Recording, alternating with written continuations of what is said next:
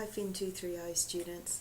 I just thought I'd run through the solution guide for assessment 2 with you in order to provide extra feedback to you about what I was looking for, sort of to liven up, I guess, the printed generalised solution so that you can sort of see what I was looking through for under each question as I explain it. Okay, so if we come to question 1 here, we were asked to make a distinction between an auction, over-the-counter and intermediated markets. So that was the key really to the question, is making that distinction. Now the first two, auction and over-the-counter markets, are direct markets. So only one financial asset is created in those markets. And that was the main distinguishing feature first up. That's what distinguishes these two market types from intermediated or indirect markets, where two financial assets are created. Now, so that's your first point of distinction, if you like, to separate the direct markets from the indirect markets. And then within that, of course, then you would have to explain, well, what makes it different between those two? And the key is that in an OTC market, the assets are not homogeneous in terms of risk and return. That means they're highly variable, and obviously this is the market that dealers live in. Okay, dealers make the market by holding the inventory of assets, standing ready to buy and sell, and providing immediacy in trade and market liquidity. They can also operate in auction markets, but they're just buying and selling in those markets. They're not actually making the market. The centralised exchange is where the exchange happens in an auction market. And the assets, the main difference is that they are identical in terms of risk and return. And they're not in an OTC market. Okay, so shares are generally traded in auction markets. So if we go down to where we look at intermediated markets, and we've got our two assets created there, how they created, I guess, is that savers deposit money, so you get a transaction or a key card. That's a financial asset. You can't trade it, but it is a financial asset.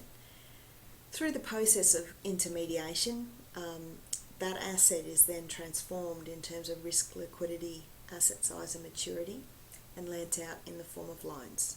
Okay, so your traditional bankings, where it's savings and loans, are intermediated financing. Okay, so 1A was probably the one that was most problematic for people. Now if we go down to 1B, where I've got my friend who's a stockbroker, most people did this really well. The distinction between a stockbroker and a dealer is quite obvious, and obviously the key point here is that brokers do not hold an inventory of assets. They don't trade on their own account. They don't provide immediacy in trade. Okay, they just facilitate the market by bringing buyers and sellers together. Okay, so stockbrokers facilitate the auction market, but they don't make the market. Okay, and they were the main points that most people got. Now, question 2, the calculations. They were really well done on the whole. I was really pleased with them. The key point, obviously, in pricing the bond is calculating the correct interest payment of 4% of $1 million over a year, but it's being paid every 6 months. So you're going to get half of it every 6 months, i.e. $20,000. You then had to discount that by half of the annual yield, so 2.625%. So in terms of laying out what you're getting $20,000 in the first 6 months, another $20,000 at the end of year 1. In 18 months' time, you get another 20, and then at the end of the second year, you get the face value of $1 million plus the last interest payment of $20,000 back.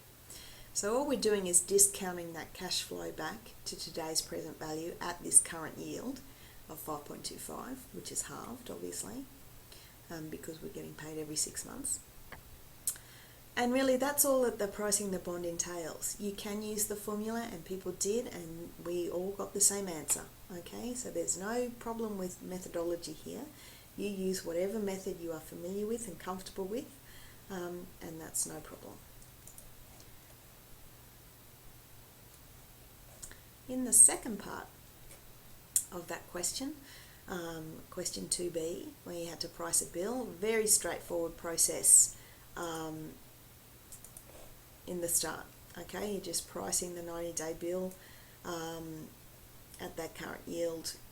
Should have been really no problems with that. The second one, where you had to sell the bill 45 days later. Okay, what you are then selling is a 36-day bill.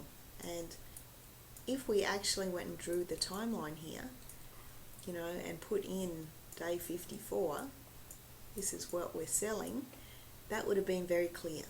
Okay, that's why I like the timeline. So in calculating that new price, obviously, we've now got 36 days until maturity at this new yield. And so we get that selling price there. If we then move down the page here to have a look at our holding period yield for the 54 days that we held the bill, it's just the price we sold it at minus the price we bought it at as a proportion of the price we bought it at. And the key number here is we held it for 54 days. So that's the key number. Most of the time in holding period yield calculations, the number of days you held it with and the number of days left on the bill get confused. Okay? But I'm happy to say that most people did that very well. In the third question that I thought was was going to be the most problematic, most people actually did a really great job. It had two parts to it. The first was making the linkage that this inflation rate of 5% was going to cause the RBA to move because it's outside the legislated 2 to 3% range. Okay? Because it's outside of that range, they would have to decrease inflation by increasing interest rates. And that was the linkage that I was looking for you to make. The second part of the question was then the how they did that. Now, surprisingly, some people left out the how part. Okay? And that was really the second part, was really how those interest rates change. And you just needed to run through an explanation of that for me. Okay, but as I said, on the whole, everyone did a great job. I was really pleased with them. And if you've got any questions on your actual assessment, please email me or call me and we can talk it through. Thanks, guys.